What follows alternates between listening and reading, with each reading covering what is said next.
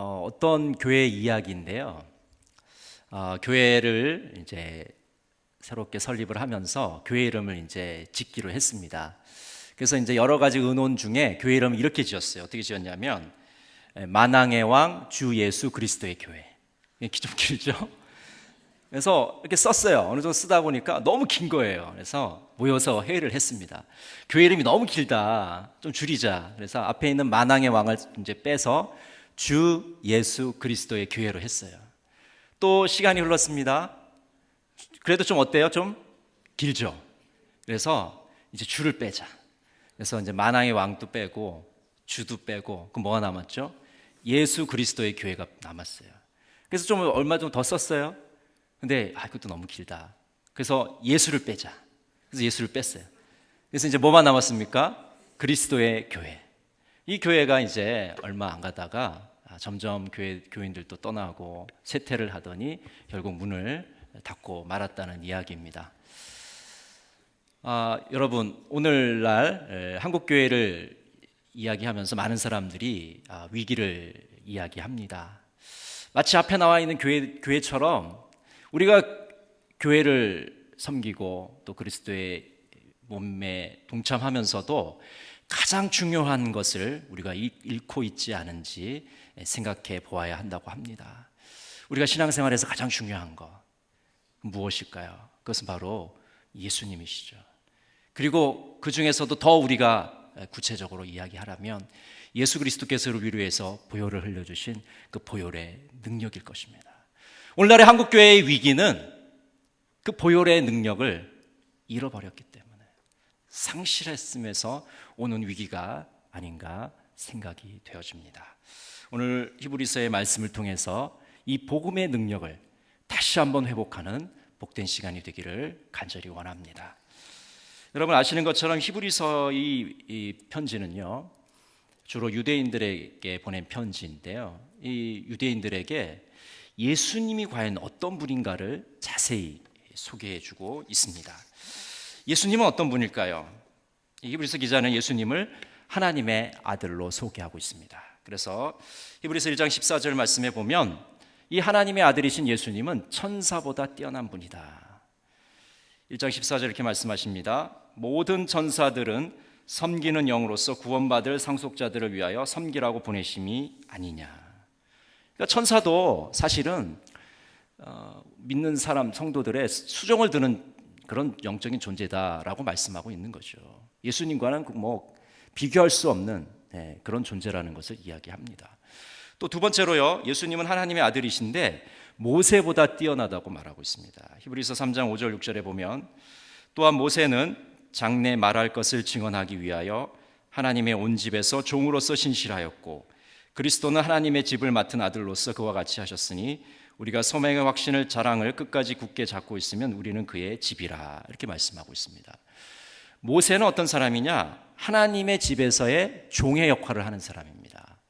그런데 예수님은 그 하나님의 집의 집주인의 아들이라고 말하는 거죠. 여러분 아들이 높습니까? 종이 높습니까? 말하면 잔소리죠. 아들이 높죠. 예수님이 더 우월하다는 것을 이야기합니다. 이 유대인들에게 이 모세라는 존재, 이 모세 율법이라는 것은 목숨과 같은 것이거든요. 근데 그 모세보다도 하나님의 아들 예수 그리스도가 더 뛰어난 분이다 라고 히브리서 기자는 말씀하고 있는 것이죠. 또 예수님은 하나님의 아들이신데 제사장보다 뛰어나다고 말씀합니다.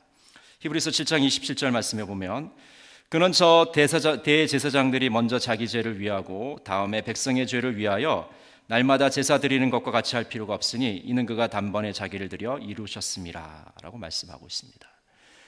인간 제사장은 날마다 제사를 드려야 되고 많은 한계를 지닌 존재입니다. 그러나 하나님의 아들 예수 그리스도는 대제사장으로서 영원하신 분이라고 소개를 하고 있는 것입니다. 그렇기 때문에 유대인들에게 지금 예수님은 어떤 분이냐? 하나님의 아들이신데 천사보다도 뛰어나신 분이고 제사장보다도 뛰어난 분이고 모세보다도 더 뛰어난 분이 바로 하나님의 아들 예수 그리스도라고 소개를 하고 있는 것이죠. 그리고 오늘 본문에서는요, 예수님을 대제사장이다라고 소개를 하고 있습니다. 예수님은요, 제사장이신데 아주 특별한 분입니다. 왜냐하면 보통 제사장은 예를 들어서 소라든지 염소라든지 비둘기라든지 이런 제물들의 피를 흘려서 하나님께 바치는 역할을 하는 사람이 제사장입니다. 그런데 예수님은 제사장이면서 동시에 제물이신 분입니다. 그러니까 드리는 자이면서 동시에 드려지는 존재로 성경에서는 말씀을 하고 있습니다. 그러니까 제사장이면서 본인 스스로가 제물이 되고 있다는 놀라운 사실입니다. 먼저 예수님은 제사장입니다. 히브리서 6장 20절 말씀에 보면 그리로 앞서가신 예수께서 멜기세덱의 반차를 따라 영원히 대제사장이 되어 우리를 위하여 들어가셨느니라.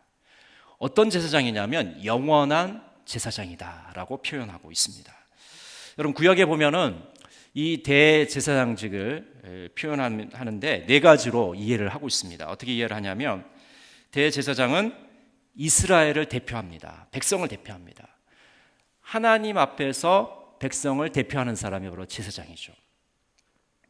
비교해 보면 이 선지자는 어떤 사람이냐면 사람들 앞에서 하나님의 입장을 대표하는 사람이 선지자이죠. 그런데 제사장은 하나님 앞에서 백성을 대표하는 자가 바로 제사장이라고 할 수가 있습니다. 그리고 제사장은요, 하나님의 뜻을 백성들에게 알려줍니다. 하나님께서 백성들에게 알려주시고자 하는 그 뜻들을 백성들에게 중개하는 역할을 하는 것이 바로 제사장이라고 할 수가 있죠. 그리고 제사장은 축복을 하는 기능을 갖고 있습니다. 그래서 백성들에게 하나님의 이름으로 그들을 축복합니다. 그래서 민수기 6장 22절부터 23절에 보면은 그 구약의 그 제사장의 축도문이 아주 자세하게 기록되어 있습니다. 그리고 마지막으로 제사장은 어떤 역할을 하냐면 속죄와 화해 역할을 합니다. 그래서 짐승을 하나님께 바쳐서 하나님께 자신의 죄도 용서받고 백성들의 모든 죄도 용서함을 받고 그래서 하나님과 인간이 화해할 수 있는 그 중개 역할을 하는 것이 제사장의 역할이었는데 이런 구약의 대제사장의 역할을 예수님께서 고스란히 하고 계시는 것을 우리가 성경에서 발견할 수가 있습니다. 이 제사장의 가장 중요한 역할이 이제 제사를 드리는 건데요. 이 제사에는 그 형식적인 측면하고 내용적인 측면이 있습니다. 형식적인 측면은 뭐냐면 예배의 어떤 모습들, 제의의 모습들, 아니 예전적인 모습을 갖고 있다는 거죠. 그래서 이 제사는 어떤 형식을 갖고 있냐면 짐승의 피를 뿌린다든지 아니면 죄를 뿌린다든지 이런 모습을 갖고 있습니다. 그래서 레위기 8장 14절 15절에 보면 이렇게 말씀하십니다. 모세가 또 속죄제의 수송아지를 끌어오니 아론과 그의 아들들이 그 속죄제의 수송아지 머리에 안수하매 모세가 잡고 그 피를 가져다가 손가락으로 그 피를 제단의 네 귀퉁이 뿔에 발라 제단을 깨끗하게 하고 그 피는 제단 밑에 쏟아 제단을 속하여 거룩하게 하고 라고 말하고 있습니다. 제사의 형식적인 측면은 이 짐승의 피를 뿌리는 겁니다. 또는 바르는 거. 이렇게 하는 것이 이제 형식적인 측면이고 또 아니면 그 죄를 뿌리게 되죠. 민수기 19장 9절에 보면 이에 정결한 자가 암송아지의 죄를 거두어 진영 밖 정한 곳에 둘지니 이것은 이스라엘 자손의 회중을 위하여 간직하였다가 부정을 씻는 물을 위해 간직할지니 그것은 속죄제니라 라고 말씀하고 있습니다. 그러니까 짐승의 피를 뿌리거나 아니면 죄를 뿌리거나 이런 이제 형식적인 면을 갖고 있어요. 여러분 다 아시는 거죠? 그리고 이제 제사의 내용적인 측면이 있는데 그 내용적인 측면은 뭐냐면 이 제사는 죄에서 해방과 자유함을 가져온다는 겁니다. 이 대표적인 사건이 유월절 사건입니다. 출애굽기 12장 7절 13절 말씀 보면 이렇게 되어 있습니다. 그 피를 양을 먹을 집 좌우 문설주와 임방에 바르고 내가 애굽 땅을 칠 때에 그 피가 너희 사는 집에 있어서 너희를 위하여 표적이 될지라. 내가 피를 볼 때에 너희를 넘어가리니 재앙이 너희에게 내려 멸하지 아니하리라 라고 말씀하고 있습니다. 제사의 내용적인 측면은 뭐냐면 제사를 왜 드리냐면 우리를 죄에서 해방시켜 주기 때문에 그렇습니다. 자유케 하기 때문에 그렇습니다. 유월절이 바로 그런 것이죠. 이집트의 장자들이 다 죽을 때 그 문에 인방과 설주에다가 예수 그리스도의 보혈의 피를 바르고 그런 이스라엘 백성들의 집은 어떻게 됐습니까? 장자가 죽지 않았죠. 넘어간다고 해서 패스오버, 유월절이라는 말을 하고 있습니다. 그러니까 제사의 그 내용적인 측면은 넘어가는 겁니다.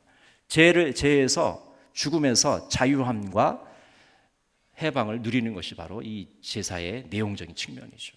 그래서 이런 일들을 제사장이 감당을 하였고 바로 우리 주님께서 대제사장이다라고 말씀하고 있는 것이죠.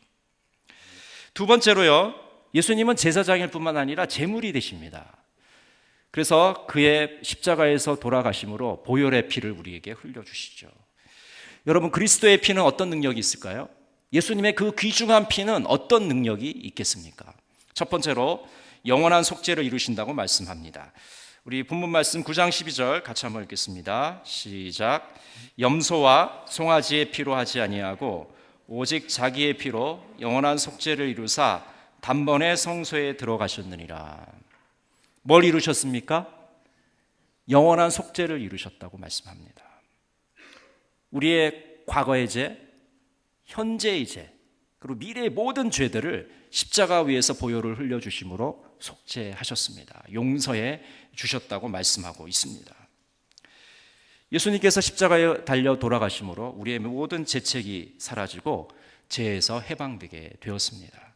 그래서 예수님께서 우리의 모든 이 빚을 다 갚으셨기 때문에 우리는 더 이상 빚쟁이가 아니라 자유함을 누릴 수 있는 것이죠. 노예시장이 있습니다. 한번 생각해 보세요. 노예시장이 있는데 그 노예가 있어요. 한 사람이 아주 엄청난 돈을 가지고 그 노예를 샀습니다. 근데 그 노예를 부리려고 산 것이 아니라 이제 당신은 자유의 몸입니다. 이제 자유롭게 하셔도 됩니다. 그것이 바로 예수 그리스도께서 우리에게 보혈을 흘려주신 참 뜻이라는 겁니다. 그것이 바로 속죄이고 속전이라고 할 수가 있습니다. 죄를 지은 사람은요, 하나님의 진노를 받게 되어 있습니다.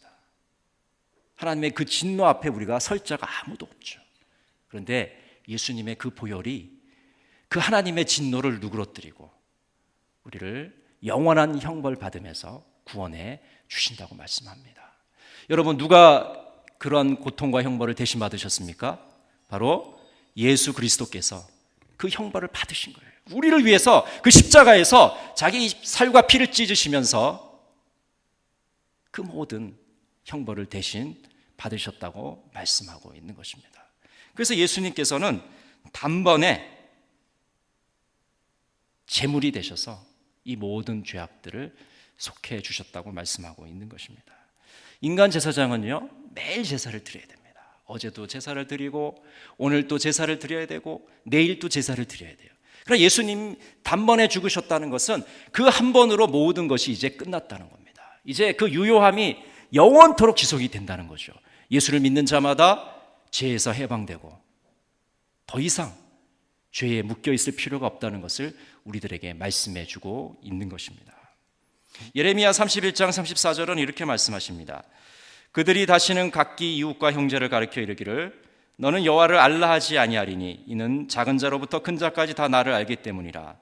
내가 그들의 악행을 사하고 다시는 그 죄를 기억하지 아니하리라. 여호와의 말씀이니라. 너희의 죄악을 사하고 다시는 기억하지 아니하리라. 여러분, 우리가 예수를 믿는 그 순간부터 우리의 모든 죄는 하나님의 기억에서 사라지고 말았다는 겁니다. 하나님이 우리의 죄를 기억하신다고요? 아니요. 우리의 죄를 기억하지 않으신다고 말씀하고 있습니다. 하나님의 기억의 저장 창고에서 이미 사라졌다는 것입니다. 야, 신재승, 너 어제 무슨 나쁜 짓 했지? 오늘은 또 무슨 나쁜 짓 했지? 이거 따지지 않으신다는 겁니다. 그 기억에서 영원히 지워버리셨다고 말씀하고 있는 것이죠. 그것이 바로 예수님께서 영원한 속죄를 이루신 것입니다. 두 번째로요, 예수님의 그 보혈의 피는 어떤 능력이 있냐면 죽은 행실에서 우리를 깨끗하게 하십니다. 우리 9장 14절 말씀 한번 같이 읽도록 하겠습니다. 같이 읽겠습니다. 하물며 영원하신 성령으로 말미암아 흠없는 자기를 하나님께 드린 그리스도의 피가 어찌 너희 양심을 죽은 행실에서 깨끗하게 하고 살아계신 하나님을 섬기게 하지 못하겠느냐. 그리스도의 보혈은요, 예수님의 피는 우리를 죽은 행실에서 깨끗하게 합니다. 정결하게 하시고요, 거룩하게 만들어 가십니다. 이 구약을 살펴보면 이 제사장들이 짐승의 피로 뿌릴 때요, 여러 가지 많은 곳에 뿌려요. 어떤 곳에 뿌리냐면 먼저 두루마리에 뿌립니다. 예를 들면 이제 성경책, 그 당시에 성경책으로 할 수 있죠. 그 두루마리에다가 제물의 피를 뿌리고요. 그 다음 또 제단에도 뿌리고요. 장막에도 뿌리고 그 성전의 집기들 있죠. 그릇들 위에도 뿌립니다. 그러니까 성전에 있는 웬만한 건 다 뿌린다고 보면 되는 거죠. 그런데 마지막으로 또 누구에게 뿌리냐면 아까 말씀드린 것처럼 백성들에게도 뿌립니다. 그러니까 성전에도 뿌리고 성전 안에 있는 집기들에도 뿌리고 그리고 백성들에게도 뿌리면서 그들을 정결케 하였습니다. 그런데 오늘 이 9장 14절 말씀에 보면 그리스도의 피가 어찌 너희 양심을 중은 행실에서 깨끗하게 하고 라고 말씀합니다. 이제 주님의 그 보혈의 피가 이스라엘 백성들을 정결케 하시는데, 거룩하게 하시는데 그들의 양심을 변화시키신다고 말씀합니다. 그리스도의 피가 우리의 죽은 양심, 잠자는 양심을 깨우신다고 말씀하고 있는 것입니다. 여러분 오늘 또 뉴스를 보셨죠? 매일매일 어떤 뉴스들이 있습니까? 좋은 이야기들, 덕담들, 너무나도 유쾌한 이야기들이 뉴스에 나옵니까? 뭐 그런 뉴스도 있겠죠. 그렇지만 대부분의 뉴스는 누가 누구를 죽이고 누구를 속이고 누구랑 싸우고 어떤 사건이 발생하고 그런 일들밖에 없습니다. 양심의 화인을 맞은 자들처럼 이 패역한 시대에 양심이 무디어져서 악한 일들을 행하면서 악한 줄 모르고 못된 짓을 하면서도 그것이 나쁜 일인지 모르는 사람들이 너무나도 많다는 것입니다. 왜 그렇습니까? 양심이 제 기능을 하지 못하기 때문에 그렇습니다. 그런데 그리스도의 보혈의 피는요, 우리를 정결케 하시고 우리를 거룩케 하셔서 양심을 깨우십니다. 그래서 우리의 마음을 새롭게 하셔요. 주의 성령께서 우리의 영을 새롭게 하시기 때문에 우리가 하나님 앞에서 정결한 자로 살아갈 수 있게 되는 것입니다. 그것이 가능한 이유는 예수께서 보혈의 피를 흘려주셨기 때문입니다. 그 보혈의 피를 확신하는 자마다, 붙잡는 자마다 정결케 되고 거룩해 되고 그 양심이 살아있게 되고 도덕적으로 윤리적으로 하나님의 기뻐하시는 삶을 살게 되는 것입니다. 세 번째로요, 그리스도의 보혈은 어떤 능력이 있냐면 살아계신 하나님을 섬기게 합니다. 금방 우리가 9장 14절 하반절을 읽었는데요, 이렇게 되어 있습니다. 살아계신 하나님을 섬기게 하지 못하겠느냐. 그리스도의 피는요, 우리의 마음을 새롭게 하기 때문에 우리가 하나님 앞에 온전한 예배자로 설 수 있도록 만듭니다. 많은 분들이 예배를 드리면서 딴짓을 합니다. 제가 이렇게 뒤에서 이제 예배 스탠바이를 하면서 성도님들이 어떻게 예배를 드리나 관찰을 해요. 뭐 관찰을 일부러 하려고 하는 게 아니라 눈에 보이니까 하게 되죠. 대부분의 성도들은 예배를 참 잘 드립니다. 찬양도 잘 부르시고 말씀도 잘 들으시고 기도도 하시고. 근데 그중에 몇몇 분들은 뭐 조는 분도 있겠죠. 또 핸드폰 만지는 분도 계시고 낙사하는 분, 멍하게 이렇게 멍 때리는 분도 계시고.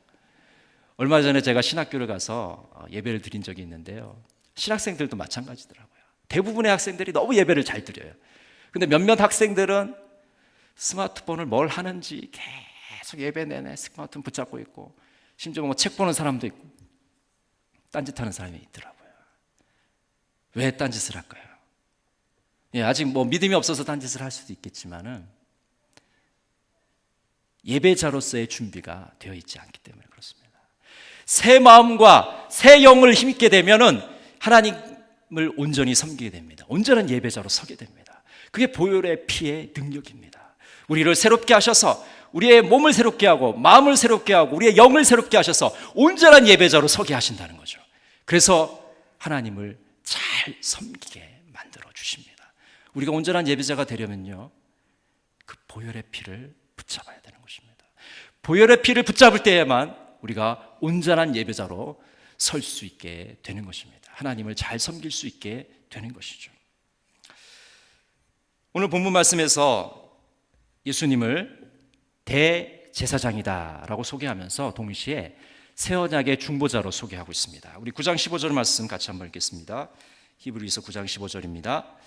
이로 말미암아 그는 새 언약의 중보자시니 이는 첫 언약 때의 범한 죄에서 속량하려고 죽으사 부르심을 입은 자로 하여금 영원한 기업의 약속을 얻게 하려 하심이라.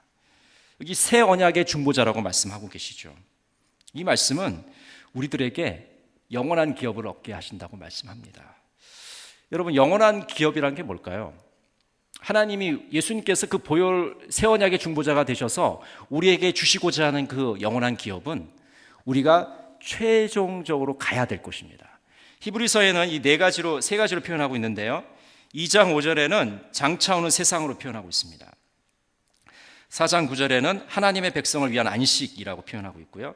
12장 22절에는 하늘의 예루살렘이라고 표현합니다. 그러니까 결국 우리 믿는 성도들이 죽은 이후에 갈 곳, 하나님의 나라, 새 예루살렘, 시온성이 바로 영원한 기업이 된다고 말씀하고 있는 거죠. 예수님께서는 그 우리들의 새 언약의 중보자가 되어 주셔서 우리에게 영원한 기업을 약속해 주시겠다고 약속하고 있는 것입니다. 그래서 이 새 언약은요, 예수 그리스도를 통해서 얻게 된 이 새 언약은 우리를 영생으로 인도하게 됩니다. 9장 16절 17절 같이 한번 읽겠습니다. 히브리서 9장 16절 17절 시작. 유언은 유언한 자가 죽어야 되나니 유언은 그 사람이 죽은 후에야 유효한즉 유언한 자가 살아있는 동안에는 효력이 없느니라.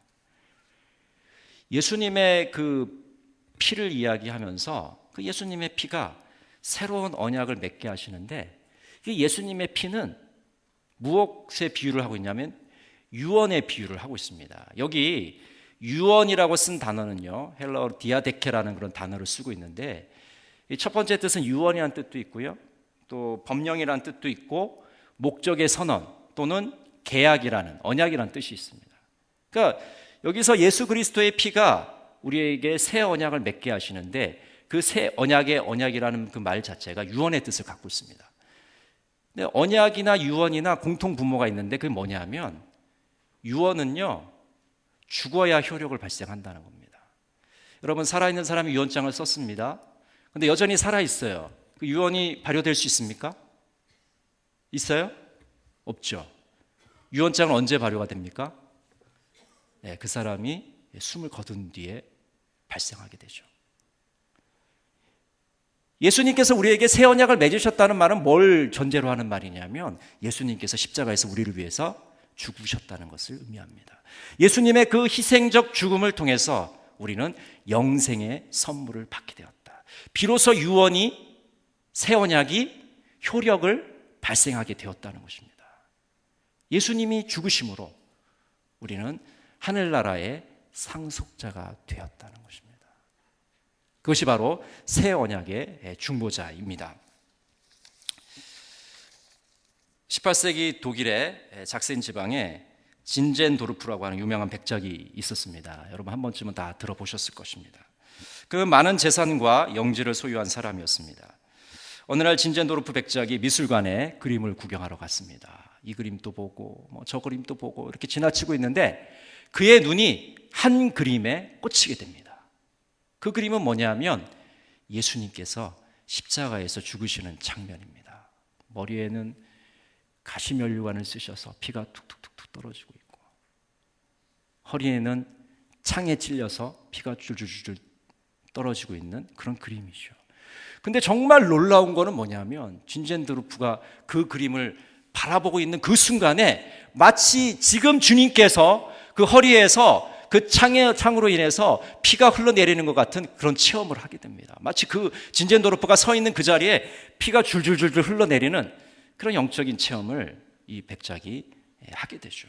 그러면서 진젠도르프 백작이 거기에서 무릎을 꿇고 하나님께 회개 기도를 합니다.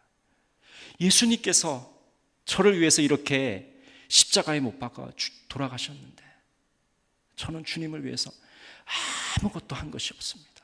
저의 죄를 용서해 주십시오.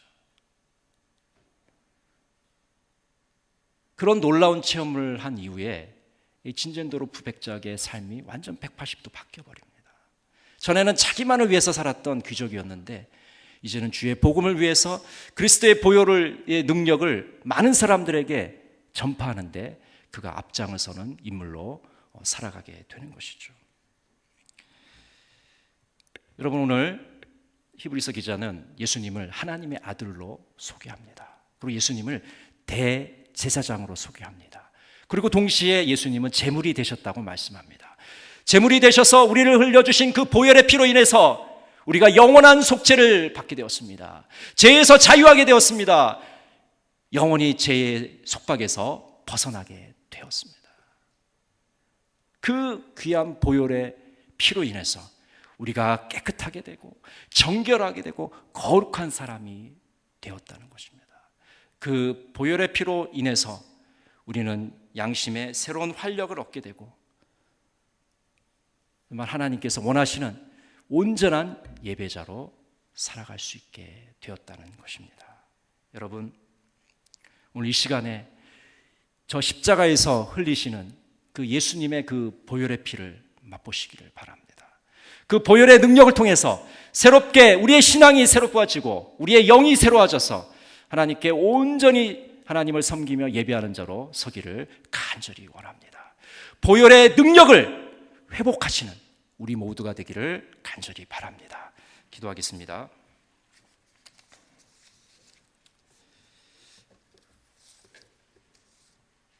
사랑의 하나님 아버지, 은혜를 감사합니다. 죽을 수밖에 없는 죄인들, 하나님의 진노의 대상이었고 영원한 형벌을 받을 수밖에 없는 죄인이었지만은 그리스도 그 귀한 보혈의 피를 흘려주셔서 우리를 영원한 죄에서 구원해 주신 것을 감사드립니다. 하나님, 한국교회가 너무나도 어려운 가운데 있습니다. 보혈의 능력을 상실했기 때문입니다. 보혈의 능력을 신뢰하지 않기 때문입니다. 잃어버린 이 보혈의 능력을 다시 한번 되찾게 하여 주시옵시고 다시 한번 죄에서 벗어나는 기쁨과 자유를 누릴 수 있도록 해 주시옵시고 온전한 예배자로 살아갈 수 있는 우리 모두가 될 수 있도록 은총을 베풀어 주시옵소서. 예수 그리스도 이름으로 기도드립니다. 아멘.